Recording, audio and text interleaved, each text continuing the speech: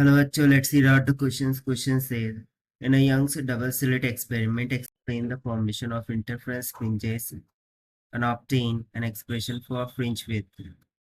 So, यहाँ पर हमें Young's double slit experiment में formation of interference fringes explain करना है, आपको बताना है कि एक्सप्रेशन फॉर फ्रिंज विड्थ क्या होगी।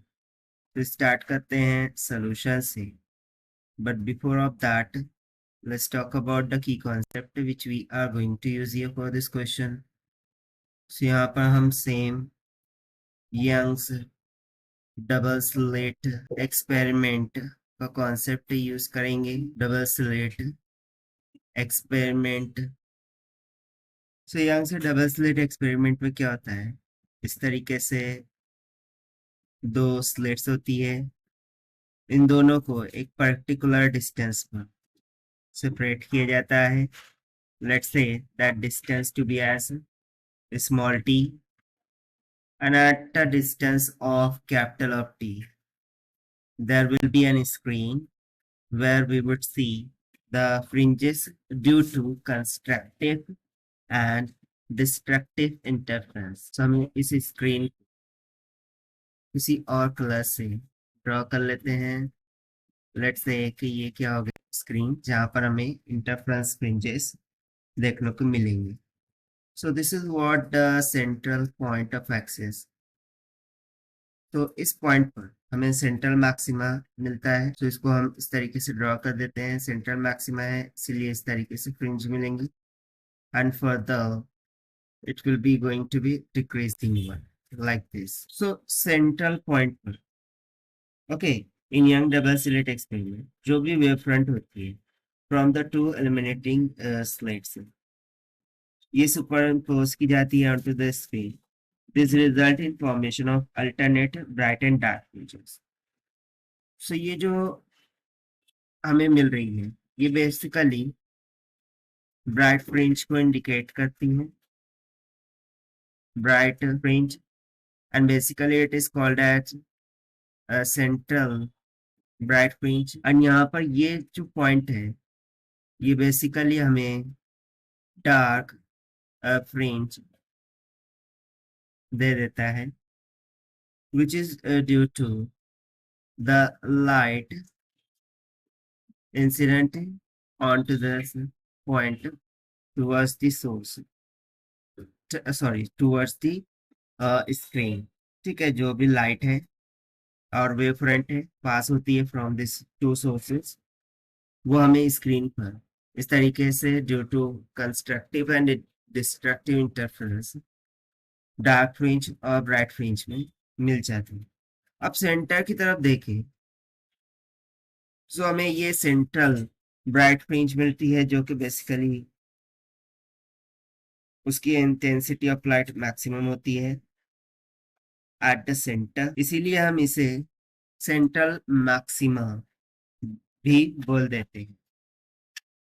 Now to obtain the fringe width हम सपोज कर लेंगे a point P to right here, and माना कि यहाँ से यहाँ तक एक रे लाइट आ रही है और यहाँ से यहाँ तक एक रे लाइट आ रही है टू दिस पॉइंट P। अब इस स्क्रीन को हम मान लेते हैं G dash, and the distance from the central maxima up to this हम कंसिडर कर लेते हैं x के बराबर। So as we can see S1 and S2 both are equidistant from the point C.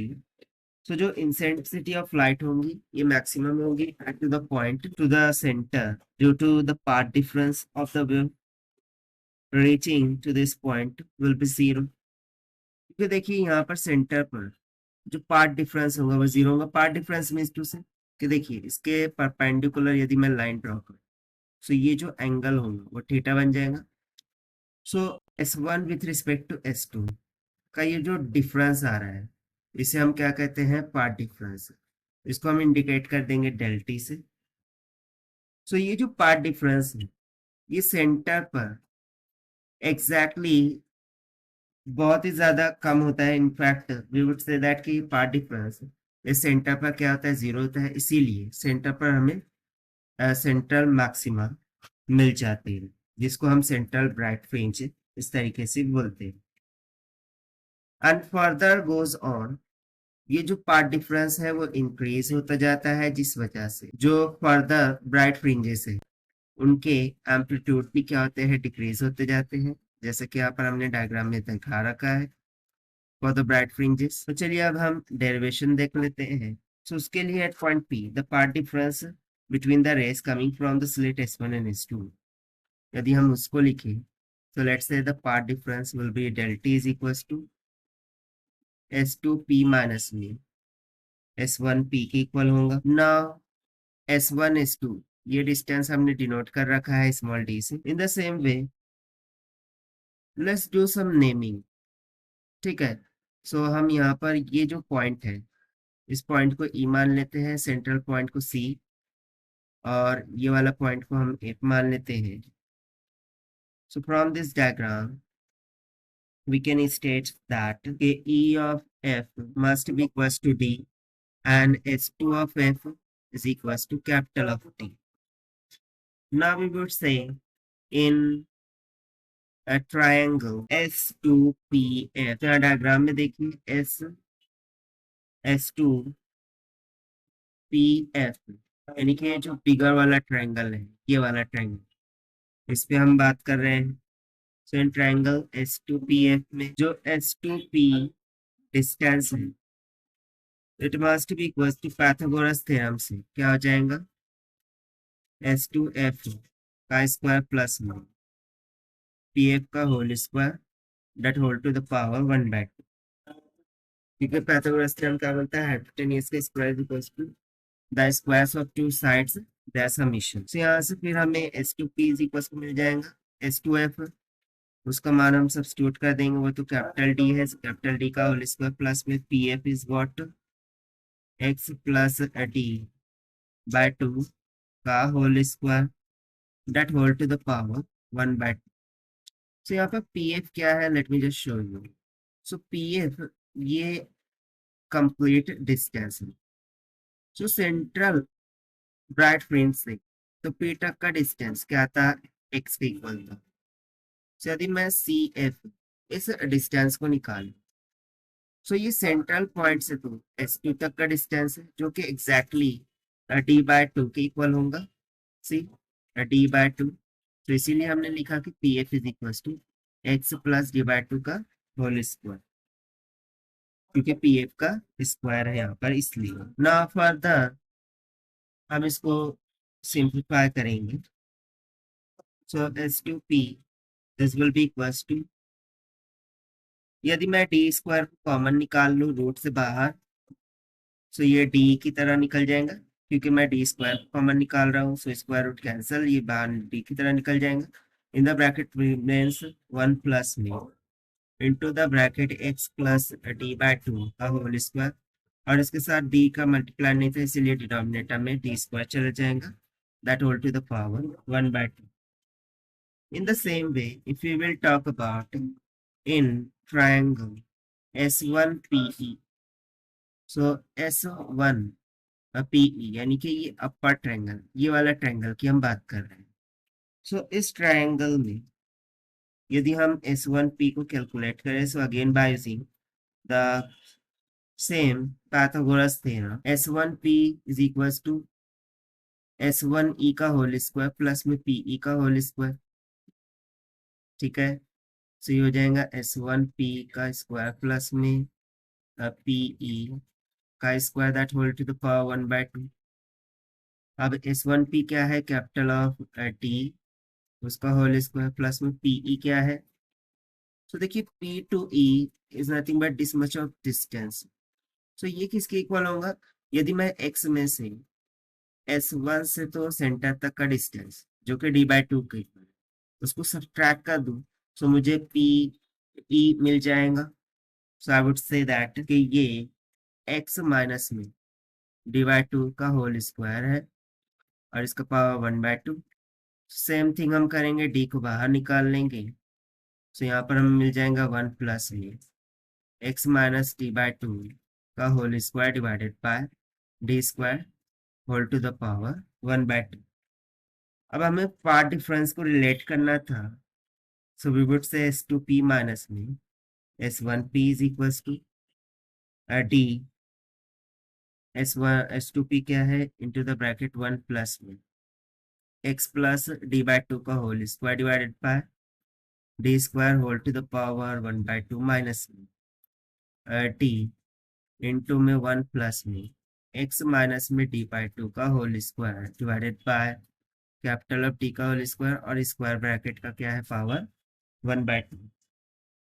अब यदि हम इसको एक्सपांड करें जस्ट लाइक दैट कि यदि हमें गिवन हो 1 plus x to the power n और माइनस ऑफ या फिर n बोलेंगे, सो इसका अप्रोक्सीमेट वैल्यू क्या हो जाएगा 1 plus n times of x के इक्वल। सो इसके द्वारा यदि हम इसको एक्सपांड करें सो d will be common into the bracket 1 plus में ये पावर आगे आ जाएगा यानी कि यहाँ पर सिंपली हो जाएगा 1/2 x प्लस में डी बाई टू का whole square divided by D square minus में टी इंटू में 1 प्लस 1/2 x माइनस में डी बाई टू का whole square divided by D square. अब इसको हम सिंप्लीफाई करेंगे प्लस की माइनस की, सबसे पहले तो ये कैंसिल आउट हो जाएगा, वहीं पर एक डी से एक डी कैंसिल आउट हो गया, सो डिनोमिनेटर में सिर्फ एक डी बचेगा और 1/2 सो 1/2 बच गया और इनटू द ब्रैकेट कौन सी टर्म रिमेन्स रह रही है so x plus D by two का whole square minus x minus D by two का होल स्क्वायर। अब इसको a plus B A minus B के फॉर्मूले से एक्सपांड करेंगे सो इसको हम डायरेक्टली क्या लिख सकते हैं 4a into B right. So we can just say that कि s2p minus में s1p by using the mathematics this will become 1/2t into the bracket a plus b minus का होल स्क्वायर माइनस में a minus b का whole square. इसको shortcut में हम क्या लिखते हैं 4ab। सो ये क्या हो जाएगा 4 इंटू में a इज x इंटू में b की जगह पर क्या है d/2 सिंपल। साथ से देखिए 4 कैंसिल आउट हो जाएगा and we will simply get the part difference as xt divided by capital R। So ये तो आ गया हमारे पास पार्ट डिफरेंस, बट हमें तो फ्रिंज विथ यहाँ से निकालनी थी।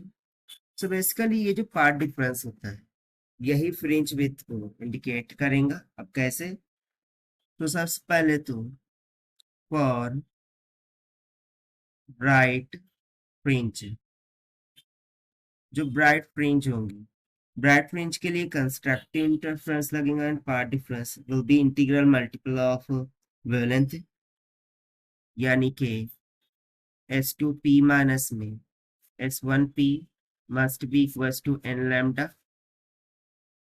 सो इसको हम n लैम्डा से इक्वेट कर देंगे, विल गेट दैट कि n lambda is equals to x d divided by capital of t।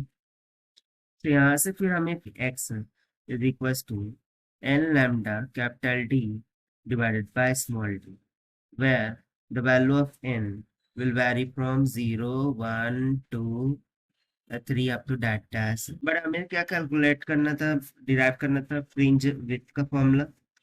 So basically we know that the separation between the centers of two consecutive bright interference fringes is the width of dark fringe। सो उसके लिए formula हो जाएगा beta 1 is equals to x of n minus में x of n minus का 1 and जब इसको हम सब्ट्रैक्ट करते हैं so it will comes out lambda t बाय dk।